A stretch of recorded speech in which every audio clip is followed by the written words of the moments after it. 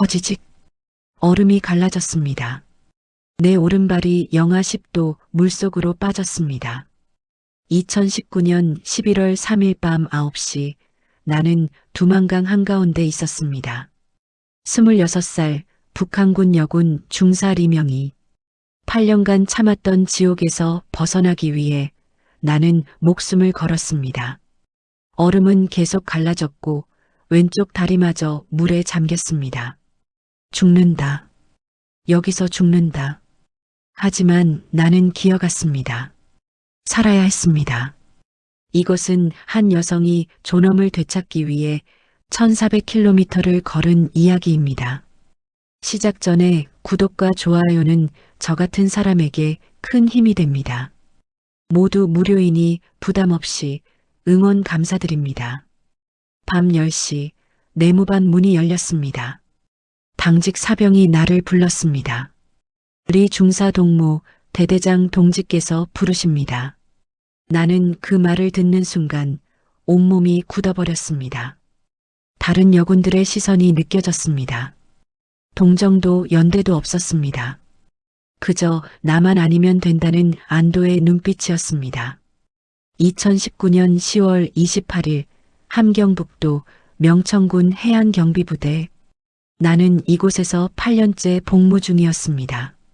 인민군 제구군단 소속 여군 중사 리명이 26살 조국 수호의 영광이라는 군복을 입고 있었지만 나에게 이곳은 지옥이었습니다. 아침 6시 기상. 하지만 실제로는 5시 30분에 일어나야 했습니다. 세면장에는 20명이 동시에 몰렸고 물은 얼어 있었습니다. 영하 20도 막사에는 난방이 없었습니다. 석탄 배급이 끊긴 지 3개월째였습니다. 아침 배급 옥수수밥 한 공기, 무국 한 그릇. 공식 배급량은 하루 700지라고 했지만 실제로는 300지도 나오지 않았습니다. 점심은 더 적었습니다. 저녁에는 가끔 배급이 아예 나오지 않았습니다. 리 중사, 오늘 저녁 배급 없습니다. 군량미 수송이 지연되었습니다. 배고픔은 일상이었습니다. 하지만 더 견딜 수 없었던 것은 따로 있었습니다. 대대장 박철수 42세, 당 간부 출신. 그는 여군들을 사람으로 대하지 않았습니다. 특히 나를.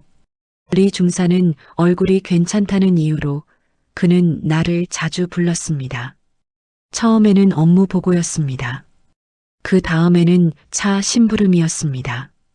그리고 어느 날부터 그의 손이 내 어깨에 닿기 시작했습니다. 동무 긴장을 풀어야지. 나는 보위부에 신고하려 했습니다. 하지만 보위부원은 나를 협박했습니다. 증거가 있나? 대대장 동지는 당 간부다. 내가 유혹한 거 아니냐? 신고할 곳은 없었습니다. 동료 여군 5명도 같은 일을 당했지만 모두 입을 다물었습니다. 말하면 오히려 우리가 처벌받을 것을 알았기 때문입니다. 10월 28일 밤 나는 대대장실 앞에 섰습니다. 노크를 했습니다. 들어와. 그의 목소리가 들렸습니다. 그날 밤 나는 결심했습니다. 11월 초 두만강 얼음이 완전히 얼기 전에 나는 이곳을 나간다. 나는 보위부에 신고하기로 결심했습니다. 2019년 10월 30일 오전 11시 훈련이 끝난 직후였습니다. 보위부는 부대 본부 건물 2층에 있었습니다. 문패에는 국가보위부 명천지부라고 쓰여 있었습니다. 노크를 했습니다. 들어오시오. 보위부원 김성호 소자. 40대 중반 안경을 쓴 남자였습니다. 그는 담배를 피우며 나를 쳐다봤습니다. 무슨 일이오? 신고하고 싶습니다. 대대장 박철수 동지가 저를. 말이 막혔습니다. 어떻게 말해야 할지 몰랐습니다. 김 소자가 담배를 잿더리에 비볐습니다. 구체적으로 말하시오. 성폭력입니다. 지난 6개월 동안 계속 김 소자의 표정이 변했습니다. 동정이 아니었습니다. 짜증이었습니다. 증거가 있소? 목격자는? 물증은? 없습니다. 하지만 다른 여군들도 뭐요? 그들이 증언하겠소? 침묵했습니다. 아무도 증언하지 않을 것을 알았습니다. 김 소자가 책상을 두드렸습니다. 우리 중사동무, 박철수 동지는 당 간부요. 군단 정치위원회 신임을 받는 분이요. 그런 분을 무고하는 것이 어떤 결과를 가져오는지 아시오? 하지만 증거도 없이 상급자를 비방하면 그게 뭐요? 반당 행위 아니오? 동무가 유혹한 거 아니오? 혹시 남조선 사상에 물들어서 거짓 신고하는 거 아니오? 나는 그 순간 깨달았습니다. 신고할 곳은 없다는 것을, 오히려 내가 처벌받을 수 있다는 것을.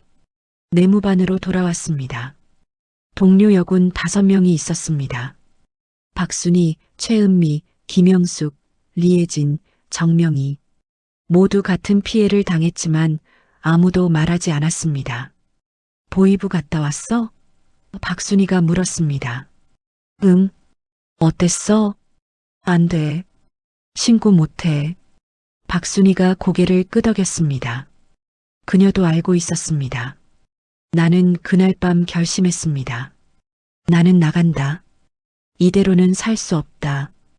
2019년 11월 3일 오전 9시 나는 의무대로 향했습니다. 당직 하사관에게 말했습니다. 복통이 심합니다. 의무대 가겠습니다. 외출증은? 긴급 상황입니다. 당직 하사관이 기록부에 썼습니다. 리명의 중사, 오전 9시 10분 의무대 외출. 복귀 예정 12시. 나는 부대 정문을 나섰습니다. 보초병이 거수 격리를 했습니다. 나도 격리를 했습니다. 그리고 나는 의무대가 아닌 두만강으로 향했습니다. 타령 신고까지 12시간. 나에게는 12시간의 골든타임이 있었습니다. 그 안에 강을 건너야 했습니다. 그렇지 않으면 탈영병으로 총살감이었습니다. 나는 뒤돌아보지 않고 걸었습니다. 2019년 11월 3일 밤 9시 나는 두만강 앞에 섰습니다. 부대를 나온 지 12시간 산길을 따라 40km를 걸었습니다. 군화가 발꿈치를 짓눌렀고 물집이 터졌습니다. 하지만 멈출 수 없었습니다. 두만강은 어둠 속에 있었습니다. 달빛에 반짝이는 것이 보였습니다. 얼음이었습니다. 하지만 완전히 얼지 않았습니다. 11월 초는 초겨울, 얼음이 완전히 얼려면 12월은 되어야 했습니다. 강폭은 약 150m. 걸어서 건너려면 10분. 하지만 얼음이 버텨줄지 알 수 없었습니다. 나는 군복 주머니에서 여군증을 꺼냈습니다. 플라스틱 카드, 조선인민군 제구군단 리명의 중사, 8년간 내 신분이었습니다. 이제는 버려야 할 것 같았습니다. 하지만 버릴 수 없었습니다. 이것이 유일한 신분 증명이었습니다. 여군증을 속옷 안쪽에 숨겼습니다. 그리고 강을 향해 걸었습니다. 첫 발, 얼음이 버텼습니다. 괜찮아. 걸을 수 있어. 두 번째 발, 세 번째 발, 계속 걸었습니다. 20m 지점, 얼음 아래로 물소리가 들렸습니다. 철철, 강물이 흐르고 있었습니다. 40m 지점, 퍽, 얼음이 갈라지는 소리가 들렸습니다. 나는 멈췄습니다. 심장이 터질 것 같았습니다. 천천히, 조심히, 다시 발을 내디뎠습니다. 50m, 60m, 강 중앙에 가까워졌습니다. 그때였습니다. 퍼지직, 얼음이 갈라졌습니다. 내 오른발이 물속으로 빠졌습니다. 영하 10도 물이었습니다. 발목이 얼어붙는 것 같았습니다. 안 돼. 나는 본능적으로 몸을 앞으로 던졌습니다. 양손으로 얼음을 붙잡았습니다. 얼음이 또 갈라졌습니다. 왼쪽 다리도 물에 빠졌습니다. 이제 나는 반쯤 물에 잠긴 채 얼음을 붙잡고 있었습니다. 죽는다. 여기서 죽는다. 아니다. 살아야 한다. 나는 기어가기 시작했습니다. 얼음을 긁으며 팔로 몸을 끌었습니다. 10M, 20M, 손이 얼어붙었습니다. 하지만 멈추지 않았습니다. 30분 후 나는 반대편 강변에 도착했습니다. 중국이었습니다. 온몸이 젖었습니다. 군복이 얼음처럼 차갑게 달라붙었습니다. 체온이 떨어지고 있었습니다. 저체온증. 2시간 안에 따뜻한 곳을 찾지 못하면 죽습니다. 나는 비틀거리며 일어났습니다. 앞에는 어둠뿐이었습니다. 하지만 나는 걸었습니다. 뒤돌아보지 않았습니다. 살아야 한다. 어떻게든 살아야 한다. 3일 동안 나는 산속을 헤맸습니다. 두만강을 건넌 후 나는 마을을 찾아야 했습니다. 하지만 어디로 가야 할지 몰랐습니다. 중국 땅은 낯설었습니다. 산길만 보였습니다. 첫째 날 나는 동굴에서 잤습니다. 젖은 군복이 얼어붙었습니다. 체온을 유지하기 위해 나뭇잎을 몸에 덮었습니다. 잠들면 안 된다고 생각했습니다. 하지만 너무 피곤했습니다. 둘째 날 눈이 내렸습니다. 11월 초의 첫눈이었습니다. 발자국이 눈에 찍혔습니다. 추적당할 수 있다는 생각에 공포가 왔습니다. 배가 고팠습니다. 마지막 식사는 11월 3일 아침 부대 배급이었습니다. 3일 동안 아무것도 먹지 못했습니다. 나무 껍질을 벗겨 씹었습니다. 쓰고 딱딱했지만 삼켰습니다. 셋째 날 오후 4시 나는 마을을 발견했습니다. 조선족 마을이었습니다. 간판에 한글이 보였습니다. 연변조선족 자치주 화룡시. 나는 한 집 앞에 섰습니다. 2층 벽돌집, 마당에 개가 있었습니다. 개가 짖기 시작했습니다. 와랄랄. 문이 열렸습니다. 50대 조선족 아주머니가 나왔습니다. 누구요? 살려주세요. 나는 그 자리에 무릎을 꿇었습니다. 아주머니가 나를 쳐다봤습니다. 내 군복을 봤습니다. 북한군 복장이었습니다. 아주머니는 즉시 알았을 것입니다. 빨리 들어와. 아주머니는 나를 안으로 끌어당겼습니다. 문을 잠갔습니다. 커튼을 쳤습니다. 씻어. 저기 욕실 있어. 옷은 내가 줄게. 3일 만에 따뜻한 물을 만났습니다. 샤워를 하면서 울었습니다. 살았다는 안도감과 앞으로 어떻게 될지 모른다는 공포가 동시에 왔습니다. 아주머니가 밥을 줬습니다. 쌀밥, 김치찌개, 계란 후라이. 3일 동안 굶었던 나는 정신없이 먹었습니다. 천천히 먹어. 체해. 밥을 먹으며 아주머니가 물었습니다. 북한에서 왔지? 네. 한국 갈 거야? 네. 가고 싶습니다. 아주머니가 고개를 끄덕였습니다. 3일 후에 사람 온다. 그 사람한테 돈 내야 해. 그렇게 3일이 지났습니다. 나는 아주머니 집 창고에 숨어 지냈습니다. 밖에 나가지 않았습니다. 공안이 순찰을 돈다고 했습니다. 11월 9일 브로커가 왔습니다. 40대 조선족 남자. 검은 가죽 점퍼를 입고 담배를 피우고 있었습니다. 그는 나를 위아래로 훑어봤습니다. 이름이 뭐야? 리명희입니다. 나이는? 26입니다. 군인이었어? 침묵했습니다. 그가 내 손을 봤습니다. 군인의 손이었습니다. 굳은 살이 박혀 있었습니다. 군인 맞네. 좋아. 한국 가고 싶지? 네. 돈 있어? 없습니다. 브로커가 담배를 뱉었습니다. 한국 가려면 돈이 필요해.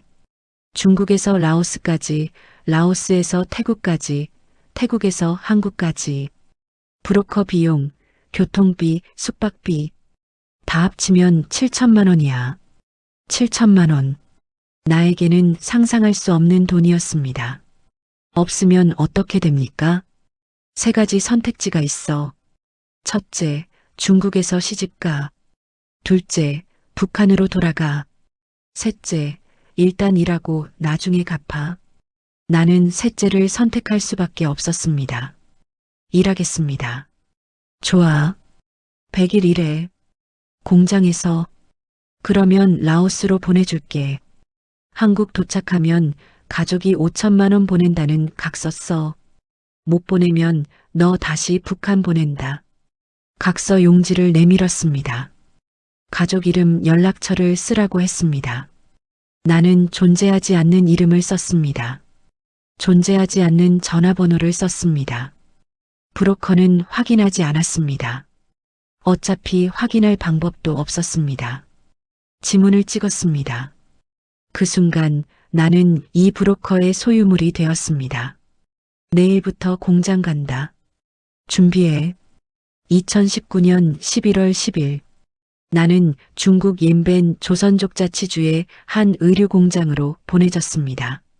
공장은 3층 건물이었습니다. 1층은 재봉틀 100대가 돌아가고 있었습니다. 2층은 창고, 3층은 기숙사였습니다. 나는 3층 기숙사에 배정되었습니다. 방 하나에 8명이 살았습니다. 너 북한 사람이지? 룸메이트가 물었습니다. 중국 조선족 여성이었습니다. 네. 여기 북한 사람 많아. 너처럼 빚진 사람들. 다들 한국 가려고 일하는 거야. 나는 고개를 끄덕였습니다. 첫날부터 일이 시작되었습니다. 오전 7시 출근, 밤 9시 퇴근. 하루 14시간 재봉틀 앞에 앉아 있었습니다. 티셔츠, 바지, 재킷을 만들었습니다. 하루 할당량은 200벌이었습니다. 월급은 없었습니다. 브로커가 공장주에게 나를 임대했습니다. 공장주는 브로커에게 하루 3만 원씩 지급했습니다. 100일이면 300만 원. 나는 한 푼도 받지 못했습니다. 손가락이 부었습니다. 바늘에 찔렸습니다. 어깨가 아팠습니다. 하지만 멈출 수 없었습니다. 할당량을 채우지 못하면 저녁 밥을 주지 않았습니다. 30일째 되던 날, 나는 여군증이 걱정되었습니다. 두만강을 건널 때부터 속옷 안쪽에 숨겨왔던 신분증, 플라스틱 카드는 여전히 내 몸에 붙어 있었습니다. 이걸 버려야 하나? 하지만 버릴 수 없었습니다. 한국 대사관에서 신분을 증명해야 한다고 브로커가 말했습니다. 북한 출신을 증명할 유일한 증거였습니다. 나는 여군증을 2겹의 플라스틱 봉지에 싸서 속옷 안쪽 깊숙이 숨겼습니다. 만약 공안에게 잡히면 이것이 발각됩니다. 그러면 즉시 북한 송환입니다. 54일째 되던 날 2020년 1월 3일 오후 2시 공장에 공안이 들이닥쳤습니다. 불법 체류자 수색, 모두 신분증 준비. 순간 공장이 얼어붙었습니다. 재봉틀 소리가 멈췄습니다. 북한 사람들이 일제히 숨기 시작했습니다. 화장실, 빨리. 나는 화장실로 뛰어갔습니다. 3층 여자 화장실, 맨 끝 칸이었습니다. 쓰레기통 뒤에 몸을 숨겼습니다. 쪼그리고 앉아서 숨을 죽였습니다. 심장이 터질 것 같았습니다. 공안의 발소리가 들렸습니다. 3층 수색, 화장실 문이 열렸습니다. 하나씩 칸을 확인하는 소리가 들렸습니다. 콰당, 콰당, 콰당. 4칸 바로 앞까지 왔습니다. 나는 눈을 감았습니다. 속옷 안쪽에 여군증이 느껴졌습니다. 만약 지금 발각되면 여군증도 발각됩니다. 북한군 탈영병, 송환되면 총살입니다. 여기 없네. 공안이 지나갔습니다. 다른 칸으로 갔습니다. 2시간 후 공안이 떠났습니다. 불법 체류자 3명이 잡혀갔습니다. 나는 운이 좋았습니다. 그날 밤 나는 처음으로 울었습니다. 기숙사 화장실에서 소리 없이 울었습니다. 나는 왜 이렇게 살아야 하는가? 존엄은 어디에 있는가? 100일째 되던 날 2020년 2월 17일 브로커가 공장에 왔습니다. 리명이 준비해. 내일 라오스로 간다. 나는 재봉틀 앞에서 일어났습니다. 100일간 만든 옷이 6만 벌이었습니다. 하지만 내가 받은 것은 아무것도 없었습니다. 다만 한 가지, 살아남았습니다. 라오스요. 거기서 태국까지 얼마나 걸립니까? 일주일이면 도착해. 브로커는 거짓말을 했습니다. 실제로는 13일이 걸릴 것이었습니다. 하지만 나는 그때 몰랐습니다. 2020년 3월 1일, 나는 7명의 탈북민과 함께 라오스 북부 정글로 들어갔습니다. 중국 쿤밍에서 버스로 12시간 라오스 국경까지 왔습니다. 브로커가 말했습니다. 여기서부터 걸어야 해. 라오스 경찰이 국경을 지킨다. 정글로 우회해서 태국까지 간다. 일주일이면 도착해. 7명의 얼굴을 봤습니다. 40대 부부, 20대 남자 둘, 30대 여자 둘, 그리고 나. 모두 북한에서 왔습니다. 모두 한국을 꿈꿨습니다. 첫날은 괜찮았습니다. 정글길을 따라 걸었습니다. 브로커가 앞장섰습니다. 물과 비스킷을 나눠줬습니다. 하루에 비스킷 2개씩, 물은 아껴 마셔. 둘째 날 비가 내렸습니다. 열대우림 특유의 폭우였습니다. 옷이 젖었고 길이 진흙탕이 되었습니다. 신발이 벗겨졌습니다. 셋째 날 식량이 줄어들기 시작했습니다. 브로커가 비스킷을 1개로 줄였습니다. 조금만 참아. 곧 마을 나온다. 하지만 마을은 나오지 않았습니다. 다섯째 날 20대 남자 1명이 열이 났습니다. 이마가 뜨거웠습니다. 말라리아 같은데. 브로커가 중얼거렸습니다. 병원 가야 하는 거 아닙니까? 내가 물었습니다. 병원 가면 다 잡혀. 참아야 해. 남자는 비틀거리며 걸었습니다. 우리가 부축했습니다. 7째 날, 브로커가 말한 일주일이 지났습니다. 하지만 우리는 여전히 정글 속이었습니다. 언제 도착합니까? 40대 남자가 물었습니다. 조금만 더, 이틀만 더. 9째 날 식량이 완전히 떨어졌습니다. 물만 남았습니다. 배가 고팠습니다. 나무 열매를 주워 먹었습니다. 쓰고 떨궜지만 삼켰습니다. 말라리아에 걸린 남자가 쓰러졌습니다. 못 가겠어요. 여기 두고 가세요. 안 돼. 함께 간다. 내가 말했습니다. 우리는 교대로 그를 업었습니다. 11째 날 밤, 캠프에 불을 피우고 있을 때 브로커가 말했습니다. 내일 새벽에 라오스 경찰 순찰이 온대. 내가 먼저 가서 길 확인하고 올게. 너희는 여기서 3일만 숨어 있어. 3일이요? 응. 경찰 지나가면 안전해. 그때 내가 데리러 올게. 브로커는 배낭을 챙겼습니다. 그리고 어둠 속으로 사라졌습니다. 우리는 3일을 기다렸습니다. 하지만 브로커는 돌아오지 않았습니다. 버린 거야. 우릴 버린 거야. 30대 여자가 울었습니다. 패닉이 왔습니다. 7명이 정글 한가운데 고립되었습니다. 식량도 지도도 돈도 없었습니다. 나는 브로커가 버리고 간 쓰레기를 뒤졌습니다. 그 속에서 낡은 지도 한 장을 찾았습니다. 펼쳤습니다. 라오스와 태국 국경이 그려져 있었습니다. 여기 봐요. 우리 위치가 여기쯤일 거예요. 남쪽으로 계속 가면 태국이에요. 하지만 누가 길을 아는데? 40대 남자가 물었습니다. 나는 심호흡을 했습니다. 저는 8년간 군인이었습니다. 지도 보는 법 압니다. 나침반은 없지만 태양으로 방향 잡을 수 있어요. 나를 따라오세요. 그들이 나를 쳐다봤습니다. 의심과 희망이 섞인 눈빛이었습니다. 믿어보죠. 당신을. 우리는 다시 걷기 시작했습니다. 나는 앞장섰습니다. 군대에서 배운 대로 태양의 위치로 남쪽을 가늠했습니다.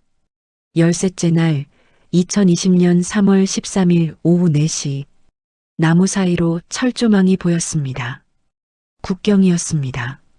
태국이었습니다. 저기다. 저기가 태국이다. 우리는 뛰었습니다. 살았다는 안도감이 왔습니다.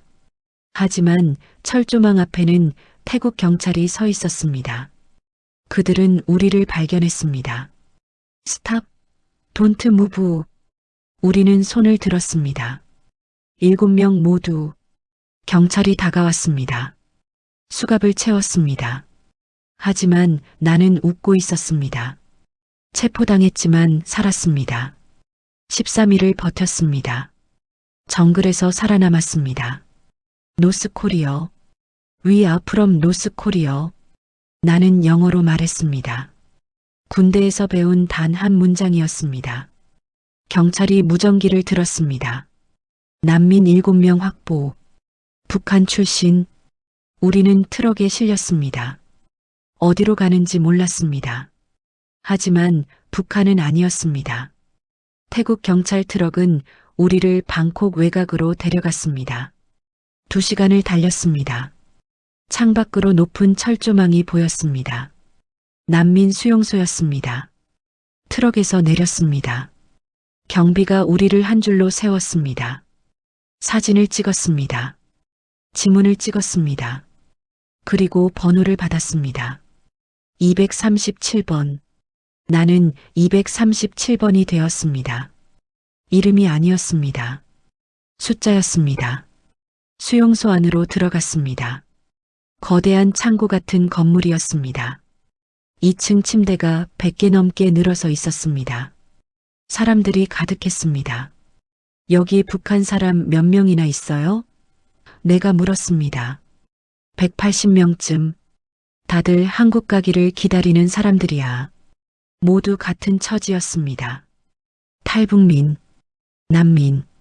숫자. 첫날 밤 나는 침대에 누워 천장을 봤습니다. 2019년 11월 3일 두만강을 건넌 지 5개월이 지났습니다. 중국 100일, 라오스 정글 13일, 그리고 지금 태국. 나는 어디로 가고 있는가? 식사는 하루 2끼였습니다. 쌀밥과 카레. 맛은 없었지만 배는 불렀습니다. 100일간 중국 공장에서 굶주렸던 것에 비하면 이것은 천국이었습니다. 하지만 자유는 없었습니다. 수용소 밖으로 나갈 수 없었습니다. 철조망 너머는 태국이었지만 우리는 그곳에 갈 수 없었습니다. 매일 점호가 있었습니다. 237번. 나는 손을 들었습니다. 여기 있습니다. 3주가 지났습니다. 2020년 4월 3일 한국 대사관 직원이 왔습니다. 237번 나와. 나는 면담실로 들어갔습니다. 30대 남자가 앉아 있었습니다. 정장을 입고 안경을 쓰고 있었습니다. 안녕하세요.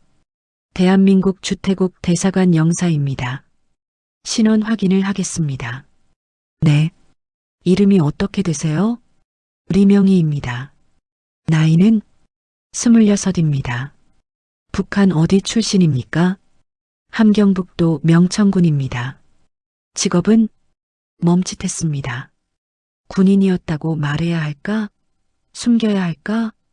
군인이었습니다. 영사가 고개를 들었습니다. 군인이요? 네.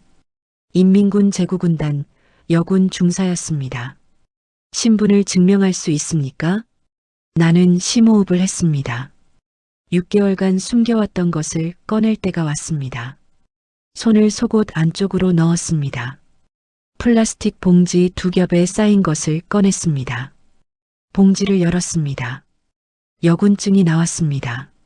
조선인민군 제구군단 리명희 중사 1993년 5월 2일생 6개월간 내 몸에 붙어있던 신분증. 두만강을 건널 때 중국 공안을 피할 때, 라오스 정글을 걸을 때 단 한 번도 떼어내지 않았던 증거.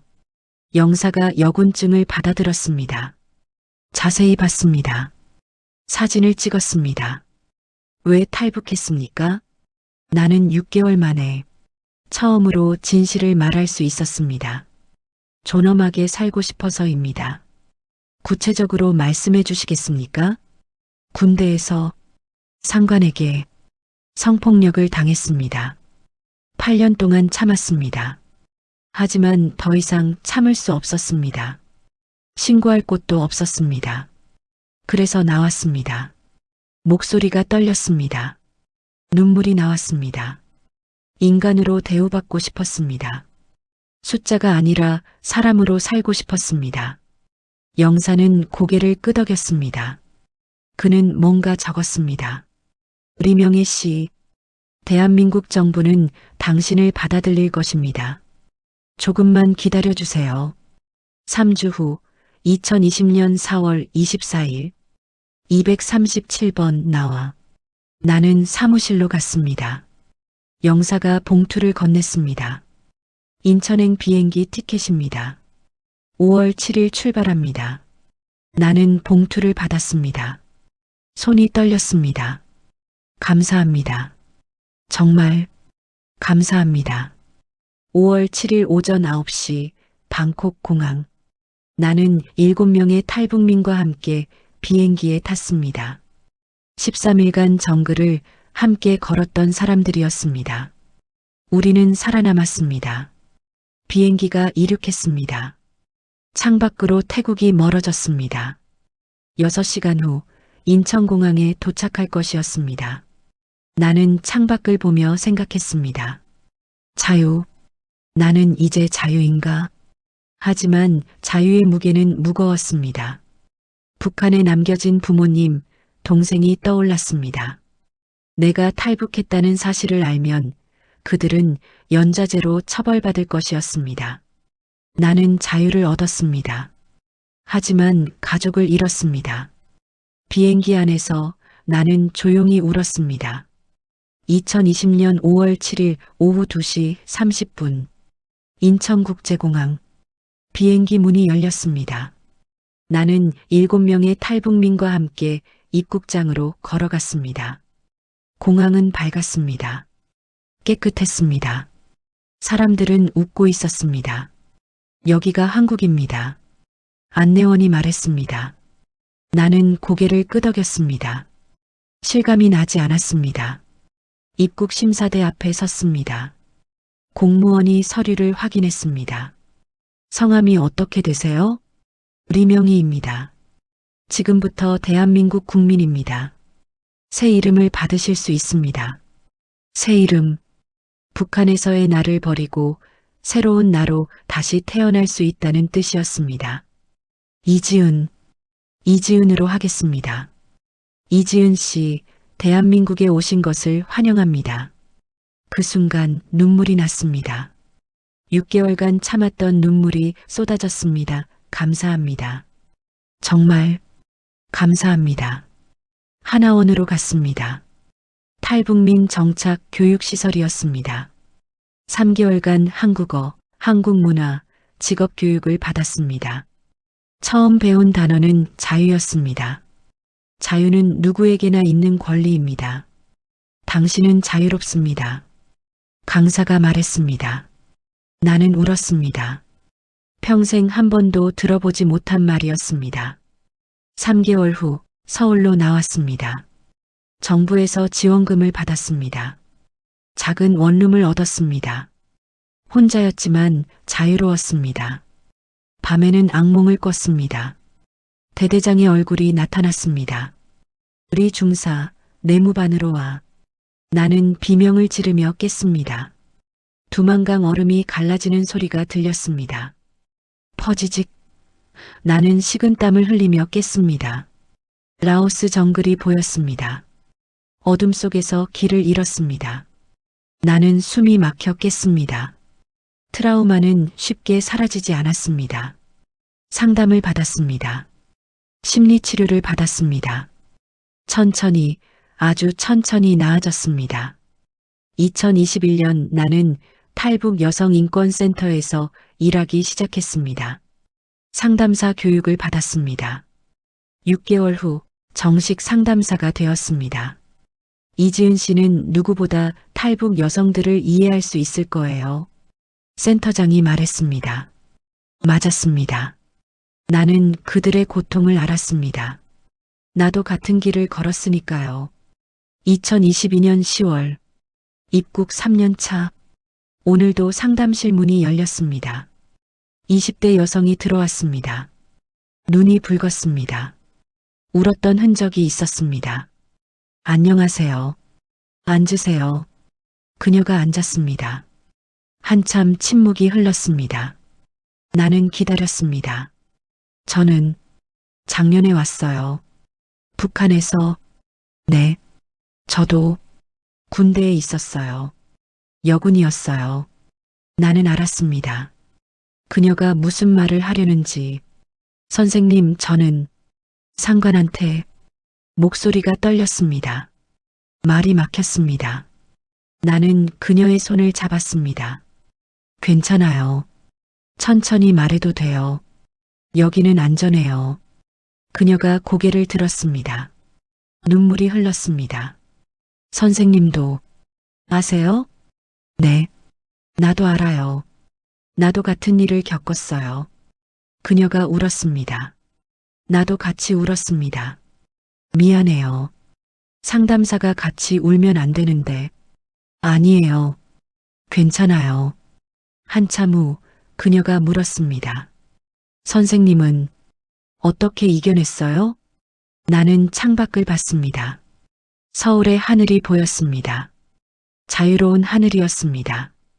시간이 필요했어요. 도움도 필요했어요. 혼자서는 못 이겨냈을 거예요. 하지만 한 가지는 확실해요. 뭔데요? 당신은 존엄한 사람이에요. 그 누구도 당신의 존엄을 빼앗을 수 없어요. 당신은 이미 살아남았어요. 그것만으로도 대단한 거예요. 그녀가 눈물을 닦았습니다. 그리고 처음으로 웃었습니다. 감사합니다. 선생님, 상담이 끝나고 나는 혼자 앉아 있었습니다. 2019년 11월 3일, 나는 두만강을 건넜습니다. 영하 10도 물에 빠졌습니다. 중국에서 100일을 노예처럼 일했습니다. 라오스 정글에서 13일을 헤맸습니다.